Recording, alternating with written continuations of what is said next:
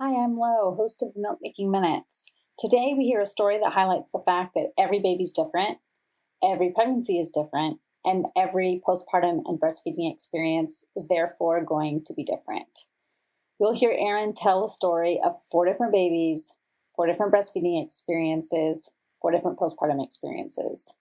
As you listen, think about the ways that she set herself up for success with each subsequent baby and compare that to your own preparations or experiences. Is there anything that you need to add to your preparations or anything you wished you had done while preparing to breastfeed? Without further ado, I know you'll enjoy this story. When I began breastfeeding, I was blindsided by how difficult it was. I may have thought I was prepared, but having known only a handful of people who had ever breastfed and only seeing it up close from a couple of them, I had a huge learning curve. Since then, I've become a doula, a lactation consultant, and a childbirth educator. Many of my clients are surprised by their own self-doubt and anxiety over every baby feeding decision. And in the years that I've been connecting with people during pregnancy and breastfeeding, I've seen time and time again that those anxieties are reduced through hearing from others about their experiences without judgment or fear. Welcome to the Milk Making Minutes. I'm your host, Lo Nigrosh. I invite you to sit back and listen in to reduce your breastfeeding anxiety through explorations of real-life breastfeeding. Hi, Erinn. Welcome to the Milk Making Minutes. I'm so glad you're here. I am glad to be here. As we start, I would love for you to introduce yourself and your family. Well, hi, I'm Erinn. I have been married for just about 20 years, and I have 4 kids, ages 14, almost 9, 3, and 2. Wow, I didn't realize you had been married for 20 years. That's amazing. Yes, 20 years to my high school sweetheart. Wow, that's so awesome. And you have a span of breastfeeding experiences over lots of time between ages 14 and 2. Yes, Yeah. very And many. you and I know each other. We are both peer counselors for the same peer counselor organization. So that's how we met. So we're both very passionate about breastfeeding. Yes, we are. Okay.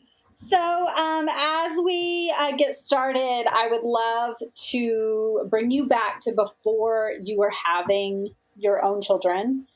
What was your exposure to breastfeeding? Let's see. Well, my mom, I'm one of 3, and my mom breastfed all 3 of us. Erinn explained that although her mom initiated breastfeeding with all 3 of her children, she was only able to breastfeed Erinn for 6 weeks due to an undiagnosed tongue tie and an extra bone in her upper palate that Erinn discovered once she dove into her breastfeeding education as an adult. With a 5-year gap between her and her brother, she does have memories of seeing her brother nurse. Besides this exposure, she only recalls one other friend who was pregnant and breastfeeding right before her, but they did not live close. This is what Erinn told me about why she decided to breastfeed and what resources she used to prepare herself that first time. Well, as a very scientific-minded person, I knew that it was the biologically the more superior method of feeding as opposed to formula, just based on the fact that breast milk does have those immunological factors that help protect the baby from illness. So it had less to do with nutritional components and more having to do with just being able to protect the baby from illness. And so, that was my main motivator. As far as, what education or anything I did, I actually didn't.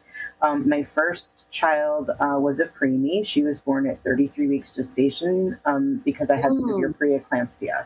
So I went into the hospital in preterm labor. They stopped the labor, but then realized my blood pressure was very high.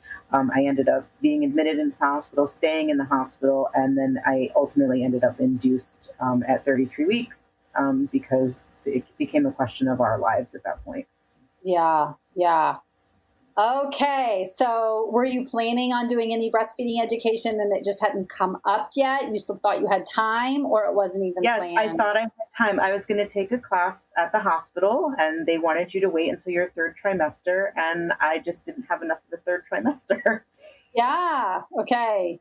Wow. Okay. So you have 4 children. With the first, you're induced at 33 weeks. Actually, your body was trying to deliver. You end up being induced. And you ended up with a preemie.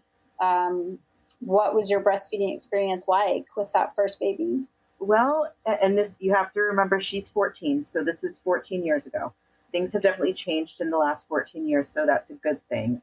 At the time, and I believe that the hospital I delivered at, I believe they are certified breastfeeding friendly now, but they were not 14 years ago. And so there was no premium put on breastfeeding, which is weird because I delivered in Portland, Oregon. So you would think that they would be a little more crunchy, a little bit more natural minded, but actually they weren't.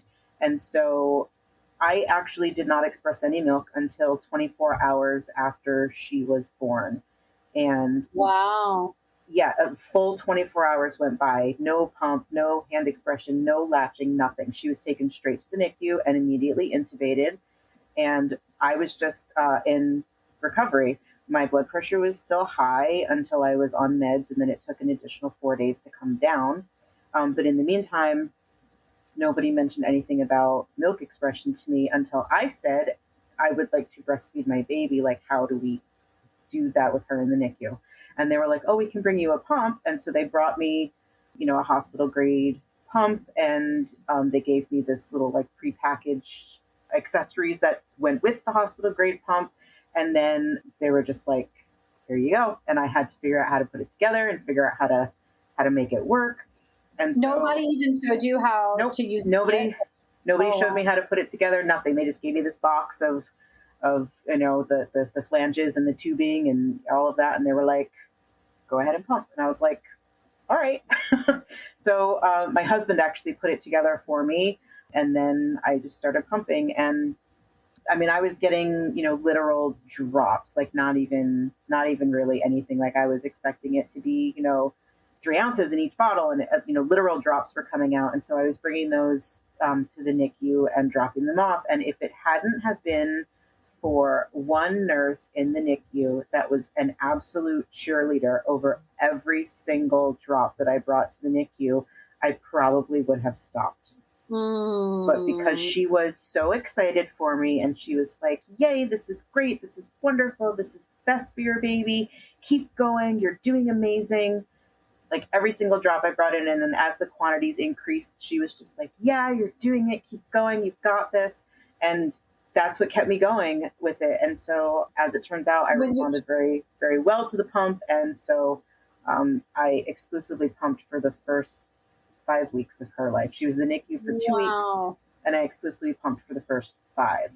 Okay, so were you pumping into the big bottles that come with the pump, or were you pumping into smaller? Okay. Nope, I was pumping with the full. They come 5 or 6 ounce bottles. I can't remember. Yes. But and what impact did that have on your mental health? Seeing tiny drops come into this huge container. It felt really defeating.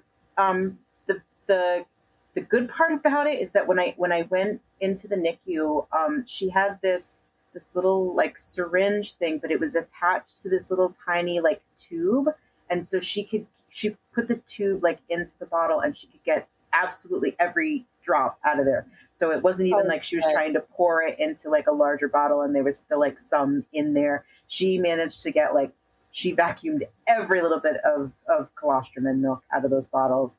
And then she would just make sure that the baby would have it. Okay. So baby was in the NICU for 2 weeks. Were you able to stay in the hospital for those 2 weeks, or did you go home at some point and now you're making daily trips to the hospital? I was discharged at 4 days postpartum. There was no place for me to go to be with the baby. I could come in and visit as often as I wanted, but there was no place for me to stay. And so what the days would look like and I also, because I was 2 weeks postpartum. So, I mean, it was 4 days postpartum while she was 2 weeks in the NICU. And so I wasn't able to drive yet because I was still taking pain meds from the birth. And so I would have my sister drive me to the hospital, and I would stay in the hospital. And then my husband, on his way home from work, would come at the hospital and pick me up. Okay. And at this point, you didn't have younger children at home, No, because people who have younger children whose babies are in the NICU, they might not have, the right. I had the time, I had the flexibility. I didn't have other kids at home. I was on maternity leave for my job, so I had the time to spend, but a premium was not put on skin to skin. Basically, I just kind of sat around and sat with her. I had my hand on her and whatever, but nobody came over and encouraged me to hold her, none of that. And I think that really contributed a lot to the postpartum depression that I had from that experience, is that I kind of felt like the baby didn't belong to me. I felt like the baby belonged to the hospital, and that I wasn't allowed to make any decisions regarding her care. And I wasn't really allowed to decide that, I wanted to pick her up and hold her. And I was sort of waiting for somebody else to give me permission to do that. And so, it was not encouraged to, latch her on. Her feedings were mostly all done, by bottle. And so it was just, I felt like my autonomy was really taken away from me. Yeah, I can imagine. Were you able to do any of those feedings by bottle, or was somebody else doing? Somebody else would do them. It was really weird, because when I would go there, I wouldn't spend the whole day. It was only a couple of hours that I was able to spend at the hospital. And I would usually miss her feedings. I would get there right after they did a feeding, and then I would leave right before they did a feeding. And so it was just really strange that for the first 2 weeks, I really didn't do any infant care. The only thing that I was doing was pumping every 3 hours around the clock. And that was very hard to continue after she came home from the hospital. Yes. So were you aware of the idea of a lactation consultant at that time? Did you know that those existed? A little tiny bit. I may have heard about it, talking to my friends online, but IBCLC was something that was really just not really talked about even, 14 years ago. Okay, so you weren't aware, and it was not it was not offered to you while you were not offered at all. There was no lactation support offered at all. So nobody counseling you about how to use your pump. Nope. Besides nurses, maybe now and then nobody counseling you about how you were going to latch this baby. Nope. Or milk supply, or not at all. Nothing. Okay, so you're just on your own. Google was around 14 years ago, right? Yep. Okay, everything I learned about breastfeeding, I learned from looking it up online, or I learned from, the what to expect when you're expecting books. Everything that I learned was just, from that. Wow. Okay. So you mentioned that you had postpartum depression with her. How long, or with this baby, was your first as a daughter? Yes. Okay. How long did that last? Oh my goodness. It went undiagnosed until I became pregnant with my second. And what's the gap? 5 years and 3 months between them. Yes. 5 years and 3 months. And it was extremely difficult, because the feeling like I couldn't make a decision about my baby, that is how my postpartum depression manifested. It manifested in my life as not being able to make a decision. It got to the point where my husband would literally have to pick out my clothes for me, because I couldn't decide if I wanted to wear the red shirt or the blue shirt that day. It took away my choices so much that I felt like I couldn't make a choice. It's the strangest thing. And, now looking back on it, it doesn't make intellectual sense to me that those two things, that's how it would manifest. But that's how it manifested for me, is that I wasn't able to make a decision. I can absolutely see how that would transfer from one thing to the other. And did you have trouble making decisions about your baby's life and health? Yes. Yeah. Yes. The first decision that I ever made for her was when she was in the NICU. I asked the doctors if we could take her off of the polyvisol drops, because they would make her vomit. And at that point, I was like, it's more important she gets her calories than it is for her to get these, extra vitamin drops. So can we just not give her the vitamin drops so she doesn't, expel her entire feeding all over herself every time she gets the drops? And the doctor said yes. But even that, like that was a suggestion that I made to the doctor, and then he made the actual decision as to whether or not to discontinue those. The next decision that I made for her was the decision to move to breastfeeding from continuing with pumping. Yeah. So tell me about that. How did you even manage that? Because it's so hard when she was to go from bottle to breast. Yeah. So when she came home, she was strictly bottle fed, and it was bottle feeding, not even paste bottle feeding. It was, the typical, and the bottle that I had been using was whatever bottles I got from the hospital. So whatever flow bottles that they used. And so none of that stuff was talked about. And it was just hard because now, in addition to my pump schedule of every 3 hours around the clock, I was also on the baby schedule of you wake up whenever I need you. And so there were nights there where, like, 2 nights in a row, I got 0 sleep. And by the third day, I was like almost hallucinating from sleep deprivation. I was like, this cannot go on. And so I was like, I'm not going to do this anymore. Like, I wanted to breastfeed. I'm going to breastfeed. Erinn described the process of teaching her 6-week-old baby to latch by feeling it out. She gauged whether or not a position was working by if it felt comfortable. She received some guidance from her mom, too, who was in town visiting. She stopped pumping cold turkey and focused on feeding at the breast while they continued to monitor her baby's growth at the pediatrician's office, as is common with preemies. I asked her how long it took for breastfeeding to feel natural for her once she started working on it. A couple of weeks. It was a couple of weeks. But then once, like, I had it, it was like second nature. It was just, she was so small that, I could hold her with one hand really, really easily, because she was only 4.5 pounds when she was born. She was only 5 pounds when she was discharged from hospital. So, she was tiny, and she stayed tiny. I think she turned 4 months old before she even hit 10 pounds. So she was a small baby, but it was so easy to just hold her with one hand in the cradle hold. And I could do stuff. I prefer to nurse her on my left because I'm right-handed. So if I held her with my left, I could just do stuff with my right hand. So I could hold her, you know, while I was cooking and while I was, you know, I got really good at like folding laundry, like one-handed. What? Yes. So I could do stuff and nurse her at the same time. And oh my God, that feeling, it's like being a superhero, like right. being able to do stuff and, you know, feed the baby at the same time. It was, you know, it was cool. Yeah. Wow. Awesome. Okay. So, how did that compare to your other experiences? It was a while before you had another child. It was a while. It was when my son was born. This is my second child. My daughter was 5 years old. She was 5 years and 3 months. He was born in June, and then she hit kindergarten in September. So I had them home, you know, with me for the first, 3 months, so that they were pretty bonded. So that was a cool experience. Do you love to read about pregnancy, childbirth, and breastfeeding? Are you looking for books to help you become a more confident parent?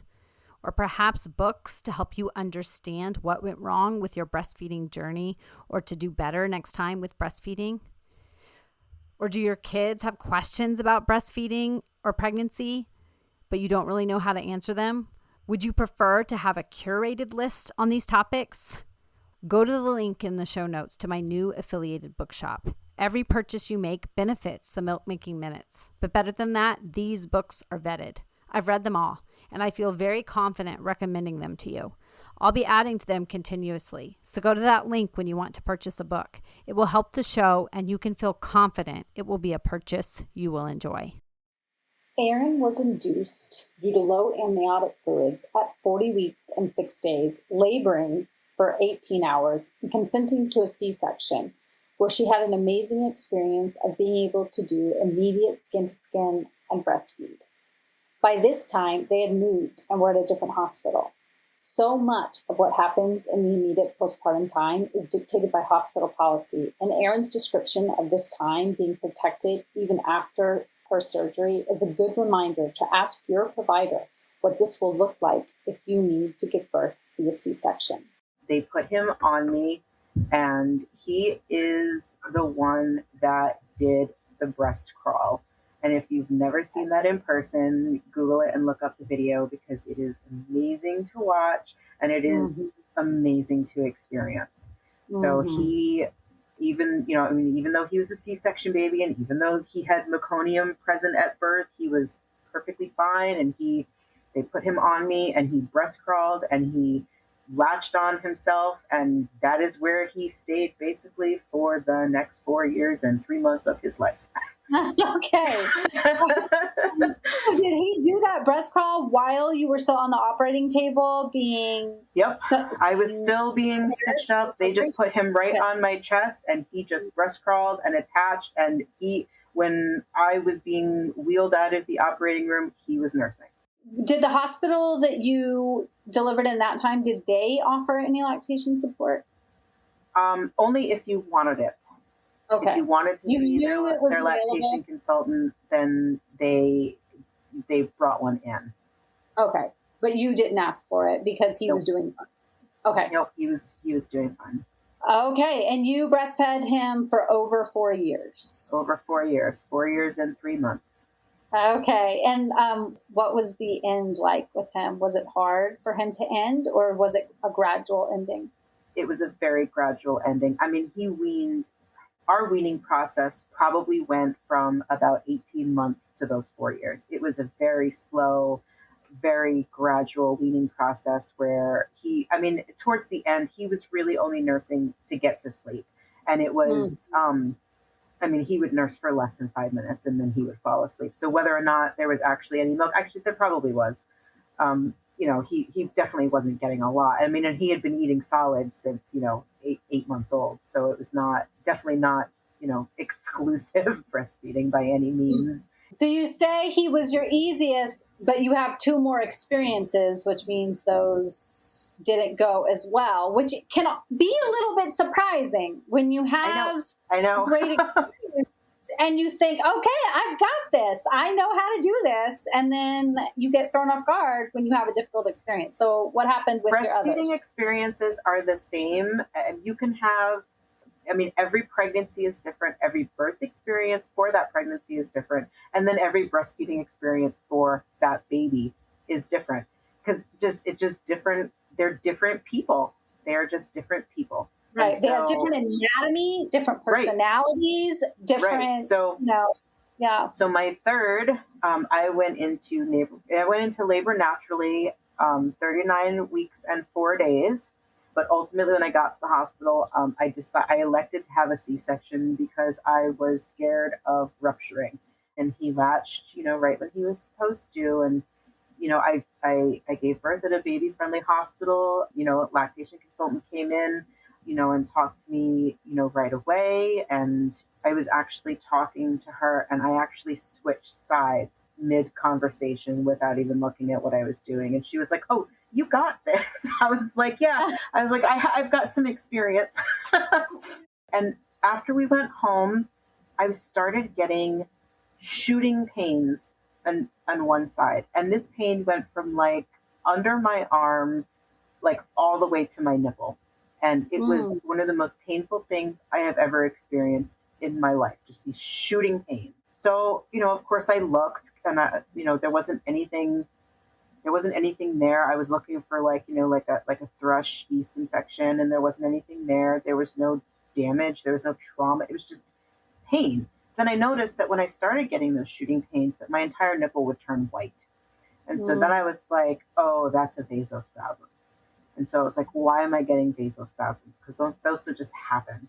And so I was reading an article, and it said that vasospasm can be one of the symptoms of, an improper latch, which when I looked at, the baby, like he seemed to be latching fine. Like his lips were flanged the way they were supposed to be. He was far enough on the breast where he was supposed to be. I was just in pain. I wasn't in pain during the feedings. I was in pain after the feedings. And so I was like, what is this? And so I called a friend of mine, who is an IBCLC. I didn't see her professionally. I just called her, and I was like, what is this? And why is this so painful? And she was just like, has he been checked for a tongue tie? And I was like, no, like his latch is fine. And she was like, why don't we look at him and see if he's got a tongue tie? And as it turns out, yes, he does. He has a tongue tie. And so even though his latch looked fine, it most certainly was not fine. And it was so painful. So terrible because, well, first of all, he was born in October, and it was like whenever it would get cold and like my nipple would get hard, I would start getting shooting pains. And so I was literally walking around with like a heating pad in my bra to prevent my breast from getting cold so that my nipple wouldn't get hard, so I wouldn't get a vasospasm pain. That's so fascinating. But it was not during the feeding ever. It was not during the feeding. I mean, I had the normal, like, it's normal to have some discomfort at the beginning of breastfeeding. Increasing pain, no. Toe curling, hating every minute of your experience is not normal. Common, yes, not normal. But I had some discomfort in just starting off breastfeeding, but it was not getting worse. What was painful for me was after the feeding. And it was just that I was getting these vasospasms, and that was like his only symptom. What did you do about the tongue tie? Actually, nothing. I learned some different positioning techniques from my IBCLC friend, but I did not have a revision done. I felt like I could just kind of get through it because I didn't feel like it was severe enough to warrant a revision surgery. If I had known then what I know now after, a year and a half of education that I'm currently in the process of getting, then I may have chosen to do something different. But at the time, I chose not to have a revision. Okay. And did the change in positioning and the things that you were doing to alleviate your discomfort, did it help the situation? It did. It was, I mean, he was probably my toughest one because nursing him was always like low key painful. It wasn't, toe curling, hate every minute of it pain, but it was definitely like not the same experience I had with my older son where, breastfeeding him was like the easiest thing on the planet. Yeah, so interesting. And did you ever talk to any of your other providers about the tongue tie? Were they supportive about the idea that he had a tongue tie? Or were they just only ever talked to one pediatric dentist, and he did tell me that, he didn't say that he had a restriction. He said that he had a lingual frenulum, but that he didn't think that it would impact him long term. And so, but the pediatric dentist I see is not somebody who is on any professional list anywhere as being like a tongue tie provider. So he just may not be a tongue tie savvy dentist. Right. He might not. Because not all medical professionals are created equal. No, that's right. And they don't. Yeah, and many don't understand the impacts that tongue tie have, both on breastfeeding and other long-term impacts on speech, sound articulation, swallowing, sleep apnea even. There's a lot of long-term implications. There's a lot. Yeah. But with him, my breastfeeding experience was also a little bit different because in the middle of me breastfeeding him, I got pregnant with his little brother. And so that was also something I had never breastfed through a pregnancy before. And so now he was 7 months old and now I was pregnant. So I was all in addition to being, up all night with a breastfeeding baby. Well, not all night because he was 7 months old by then, but still waking up a couple times a night with a breastfeeding baby. I also had that first trimester exhaustion. And that was like the most tired I've ever been in my entire life. Yes. And 14 weeks into that pregnancy, I lost my milk. And so he was 10 and a half months old when I had to wean him. And I was heartbroken about it because I didn't get to make the decision about that. He just one day, he just wouldn't latch. Like he would bite me instead, which is weird. And I was like, okay, so we're going to go through a nursing strike. Okay, I got this. I've read about this. I can get through this. But this wasn't a couple of days. This was 2 solid weeks of every time he tried to latch on to me, he would bite me instead. And it was just like, he was just done. And I was heartbroken. I felt like somebody had broken up with me. Like I felt dumped. I was heartbroken. I literally cried about it. And then I felt horrible because I was like, well, if I hadn't gotten pregnant, then we would still be breastfeeding. So like, did I take that away from him? Did I, because I breastfed for over 4 years with his older brother. So I just felt terrible. Yeah. The guilt we take on, right? Guilt. Yes. The guilt. Yeah. The guilt about it. It was horrible. And it was challenging with him because he'd never taken a bottle. He wasn't a pacifier baby. He didn't like drinking express breast milk, anything I had frozen. He didn't like drinking it out of a cup. He didn't want to take a bottle. I was just like, I was at my wit's end with him trying to get him to drink anything. He wouldn't drink cow milk. It was not a fun time. Yeah. And 10 months is kind of like, it's early. Babies, 10, everything is about averages, right? He was 10 and a half months. And so I couldn't get him to drink cow milk. I couldn't get him to drink formula, and I couldn't get him to take any expressed milk. But what I could get him to take was Pediasure. I could get him to drink Pediasure, and I figured it was better than cow milk, probably less nutritionally complete than formula, but I figured that by 11 months, he'd probably be fine. And so I ran it past his pediatrician and said, what do you think? Because I can't get him to take a single drop of formula. And they said, go for it. Yeah. And when we say that babies get the vast majority of their nutrients and their calories from formula or breast milk until the age of 1, that's an average. And it's so important to name the grief that you experienced and the guilt. It's so different because there's 5 years and 3 months between the first and second one, and 5 years and 3 months between the second and third one, and then only 15 months between the third and the fourth one. And I felt horrible because I felt like I was, like when I was recovering from the birth of my fourth child, I had a repeat C-section with him because it was what was the safest choice because I was so close since my last C-section. And so, but like I couldn't have a toddler like jumping on me for, at least a week, after coming home. So like I didn't really see him that much. He was downstairs. I was upstairs with the baby. And so I missed him. And it was weird because the baby that I had just had, like, I was holding him, I was nursing him, but like he smelled wrong.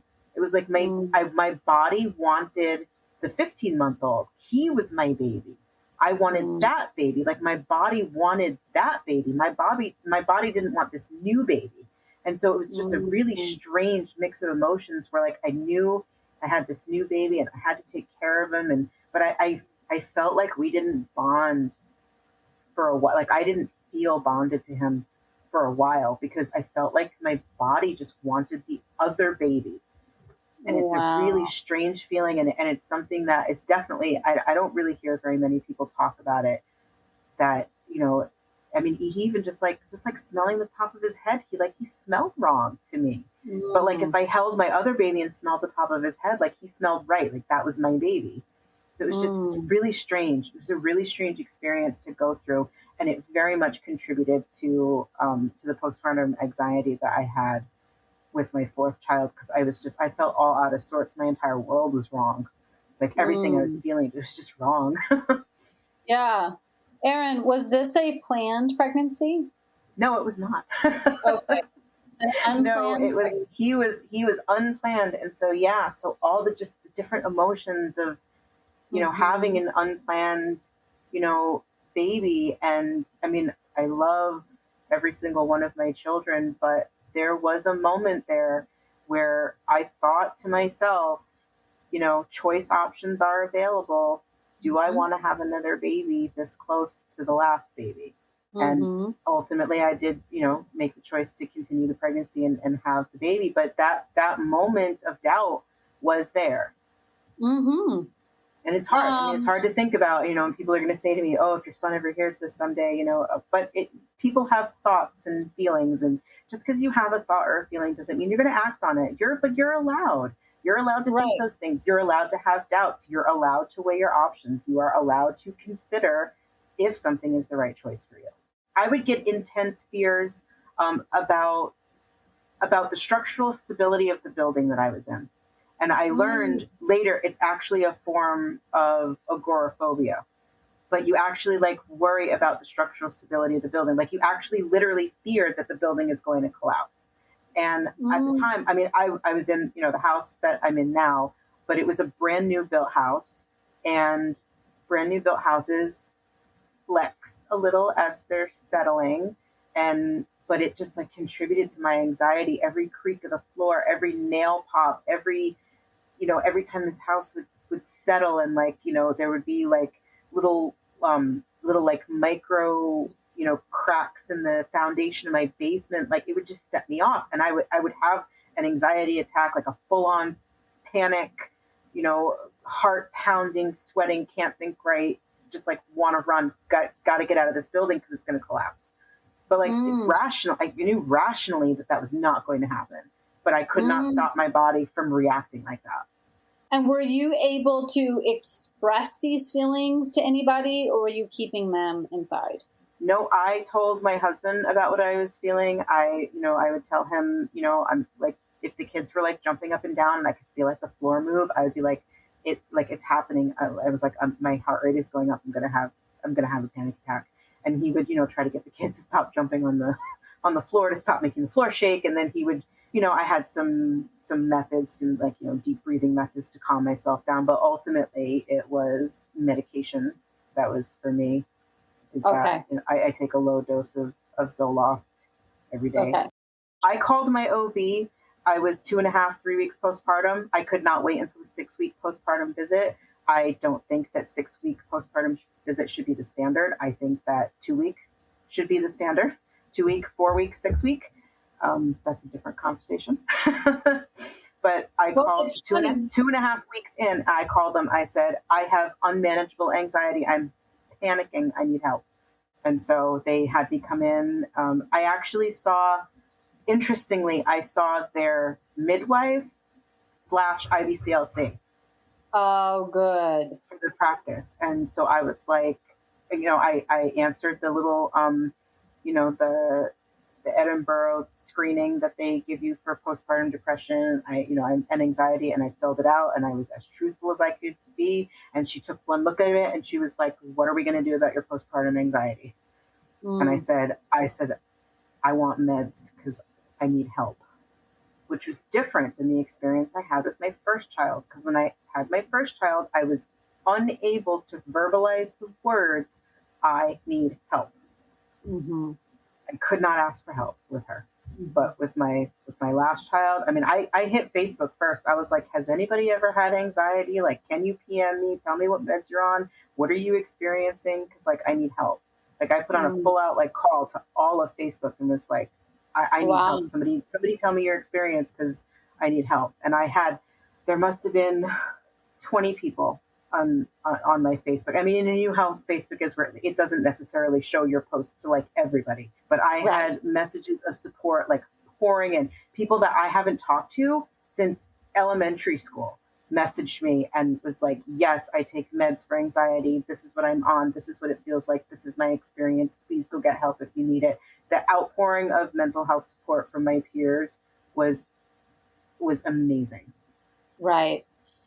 Yeah, and it's amazing that you got that. But I do think you're right that it highlights a broken system when we go in every week at the end of our pregnancy for the last month. You get the 35-week visit, the 36-week visit, the 37-week visit at the end of your pregnancy. Then you have the baby. You've experienced this most traumatic thing that you've ever experienced. You're trying to feed a life-altering, life-changing thing, and within 40 hours of that event, your hormones completely change.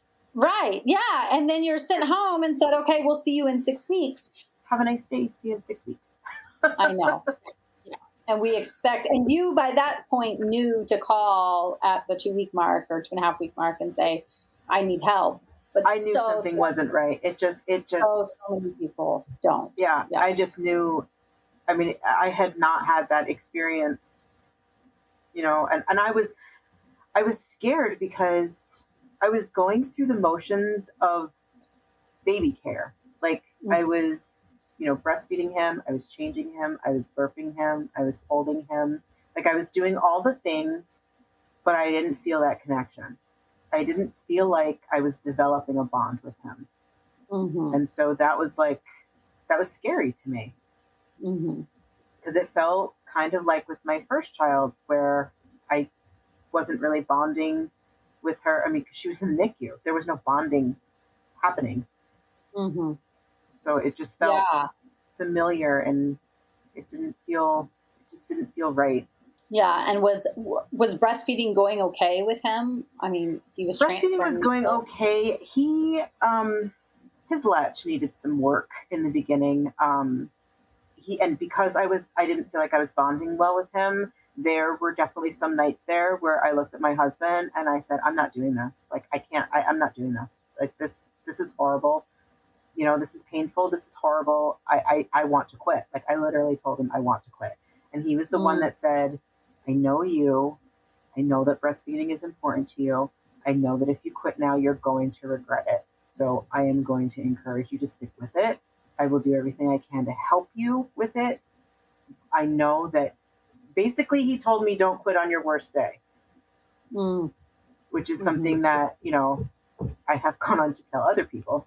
But I was just like, it was horrible. It was the kind of latch where like I'd get him latched on and then like he'd move and then his latch was terrible and then it was painful and then I had to stop and I had to relatch him. And so I wanted to just do that thing where I latched him on and then I was able to relax and kind of like close my eyes a little bit.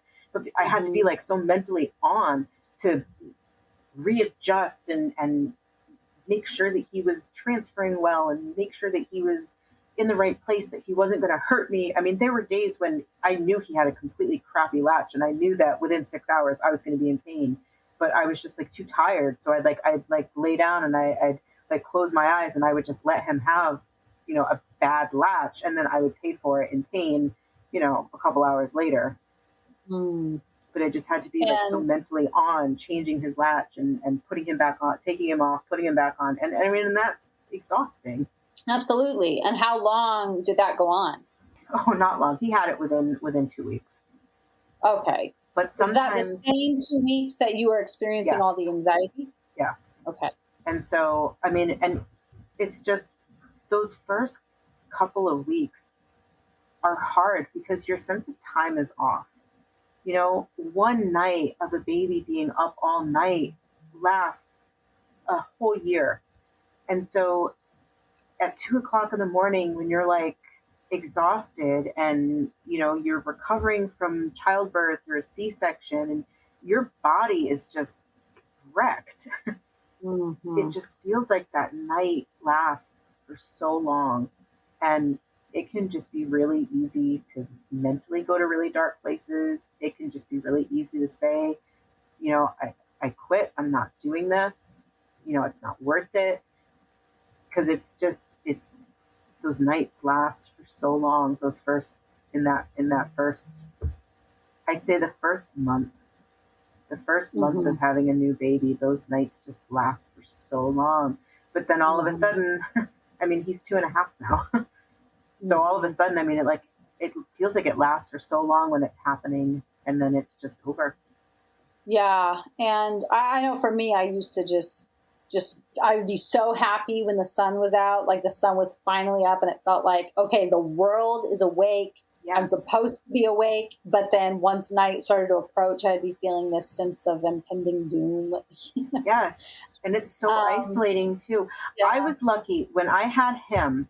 Okay, I moved into a neighborhood where my next door neighbor was also pregnant. My neighbor across the street was pregnant, and a neighbor a couple doors down was pregnant. And we all had Mm, babies within 6 weeks of each other. My neighbor next mm, door, her baby was born 4 days after mine, and then the one across the street was born only 2 weeks after mine, and the one down the street, he was born a little bit premature. So he was, I think, 6 weeks older than my baby. And so I had a text group of people I knew were awake because we'd that's all had great. babies. And so Yeah. that peer support is important. Peer support Mm-hmm. matters, even if it's Mm. not led, by a professional. Being able to talk to somebody in the middle of the night is amazing. Yeah. Well, Erinn, this has been such an amazing conversation. I think all four of your stories offer listeners such a unique insight into what breastfeeding can be like and how one person can have so many different stories. And you are on your way to being an IBCLC yourself, and you are already supporting breastfeeding people. Where can people find you if they would like to reach out for support? Well, I can be found at amaryllislactation.com. Amaryllis like the flower, because the amaryllis is a symbol of strength and determination and love. And so that's why I named it for my business.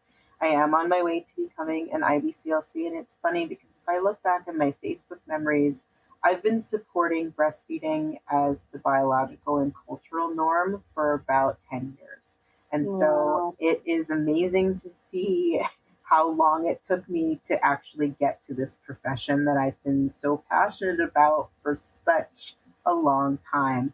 And I can't believe it's taken me so long to get here. So if you're passionate about lactation and lactation support, even if you don't reach out to me for a consult, reach out to me to find out how to get into the lactation field, because we need more people who are qualified and who are passionate about lactation. Exactly. Absolutely. And I'll include a link to your website in the show notes. Cool. Awesome. Thanks so much. I hope that by listening to this episode of the Milk Making Minutes, that your anxiety around breastfeeding has been reduced. I hope that hearing Erinn's evolution from her first experience of severe, undiagnosed postpartum depression that went on for years to her last experience of knowing by the 2-week mark that she needed to get help and seeking that help out and finding the medication that she needed to feel okay will empower you to seek out the help that you need when you're in your postpartum period, or in general in your life as you're parenting your children, that you're looking to care for yourself alongside your children.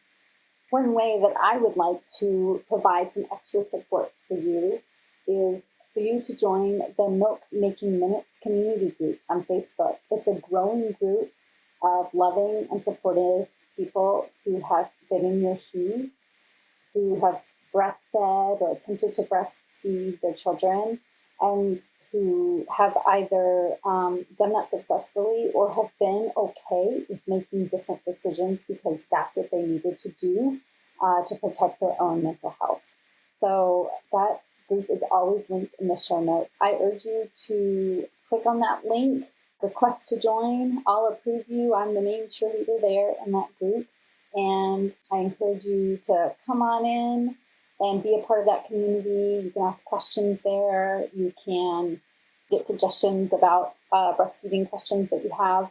And we are growing that group together. We're building the ship as we sail it. So I would love for you to be a part of that community to get some extra support that isn't crazy. A lot of the breastfeeding groups out there, you get a wide mix of evidence-based or non-evidence-based answers to breastfeeding questions, and you can be assured that this is a group where you will get answers that are spot on.